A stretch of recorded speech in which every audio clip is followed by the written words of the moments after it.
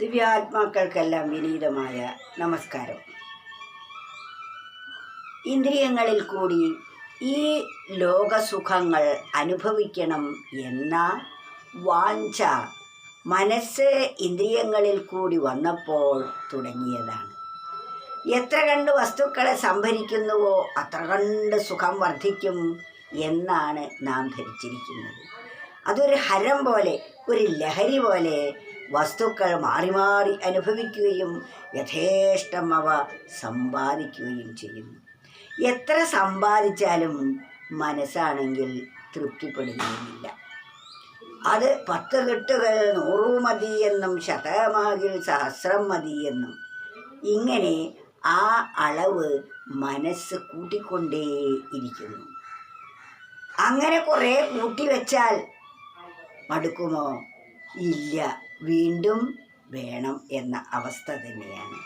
അതിനാൽ പിന്നെ ഇത് കൂട്ടാനുള്ള പാട്, അങ്ങനെ കൂട്ടിയതിനെ നിലനിർത്താൻ അതിലേറെ പാട്, പിന്നെ ഇതത് നഷ്ടപ്പെടുമല്ലോ എന്ന ഭയവും.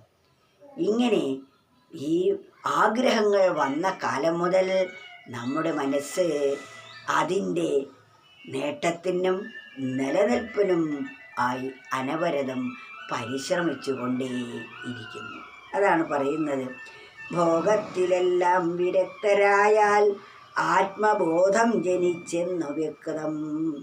ധർമ്മത്തിലാകണം ശ്രദ്ധ എന്നാൽ മനഃശുദ്ധി കൈവന്നിടുമെന്നും. മനസ്സ് ഭോഗങ്ങളെ ആഗ്രഹിച്ചാൽ ആ വഴിക്ക് തന്നെ നീങ്ങുകയുള്ളൂ.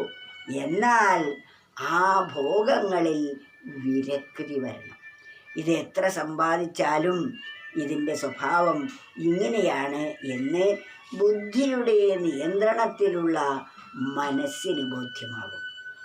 ബുദ്ധിക്ക് കൺട്രോൾ ഇല്ലെങ്കിൽ, ബുദ്ധി ഉണർന്ന് പ്രവർത്തിക്കുന്നില്ലെങ്കിൽ മനസ്സ് തന്നിഷ്ടക്കാരനായി ഇന്ദ്രിയങ്ങളിലൂടെ ലോകഭോഗങ്ങളുടെ പുറകെ പാഞ്ഞുകൊണ്ടേയിരിക്കും.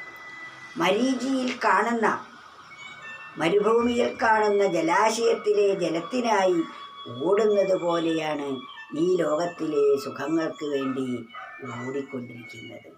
അതിനാൽ നാം ഇവയുടെ മിഥ്യാത്വത്തെ ബോധിച്ച് അതിൽ നിന്നും പിന്തിരിയണം എന്നാണ്. ഭോഗത്തിലെല്ലാം വിരക്തരായാൽ ആത്മബോധം ജനിച്ചെന്നു വ്യക്തം. ഈ ഭോഗങ്ങളിലൊക്കെ അതൃപ്തി വന്നാൽ നമുക്ക് ആത്മാവിനെ അറിയാനുള്ള ദാഹമുണ്ടായി എന്നർത്ഥം.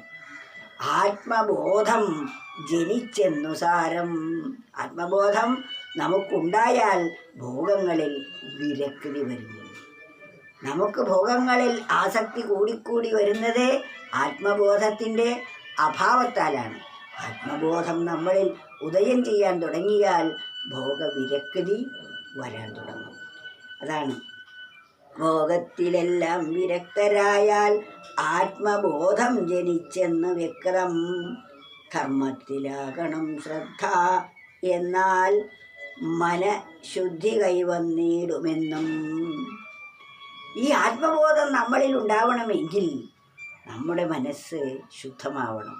ആ മനസ്സിൽ രാഗദ്വേഷാദികൾ, കാമക്രോധാദികൾ, അസൂയ, പക, വിദ്വേഷം, പ്രതികാരം തുടങ്ങിയ വികാരങ്ങളിൽ നിന്ന് വിമുക്തമായ മനസ്സ് ശാന്തിയുടെ നിറകുടമാണ്.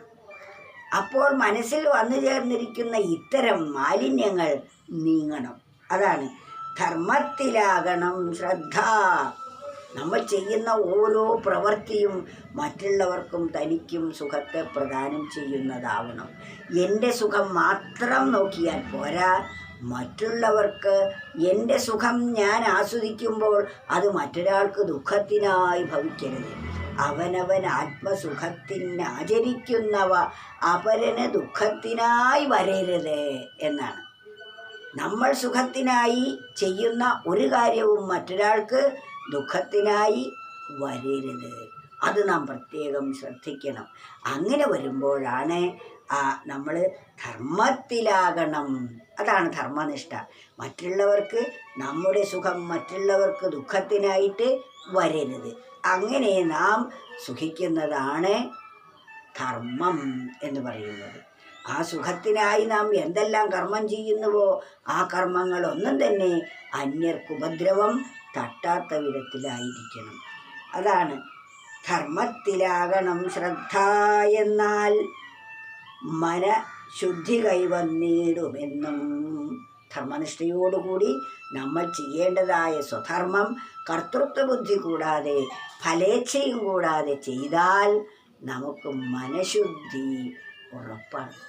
ശുദ്ധമായ മനസ്സിലാണ് ഈശ്വരൻ്റെ വാസം.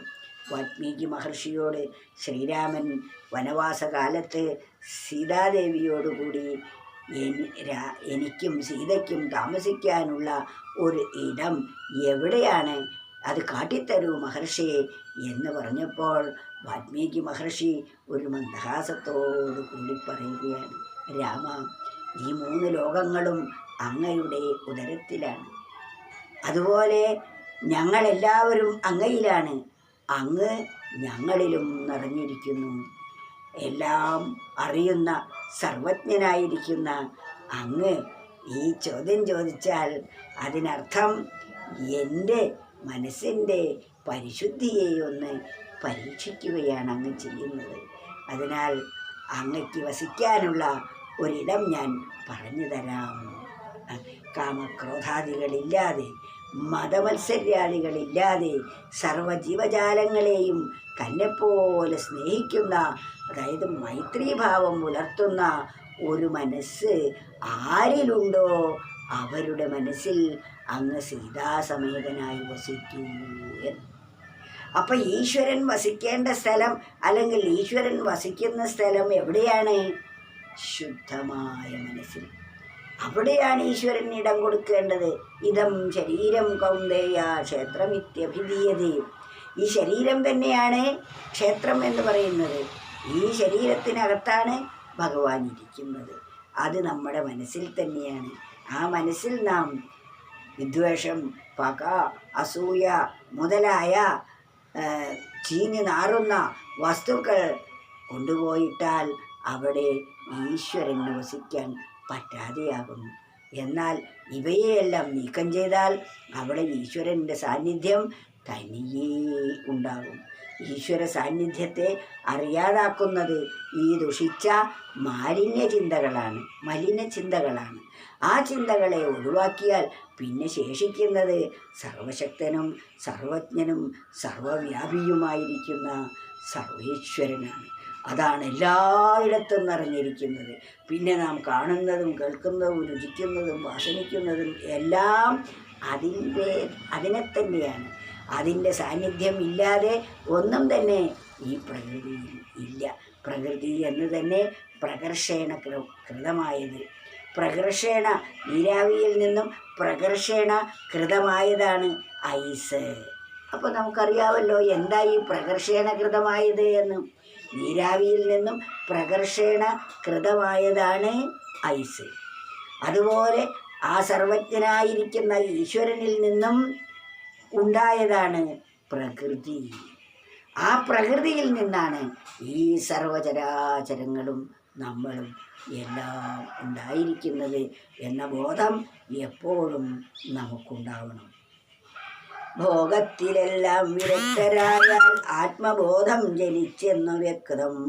ധർമ്മത്തിലാകണം ശ്രദ്ധ എന്നാൽ മനഃശുദ്ധി കൈവന്നിടുമെന്നും.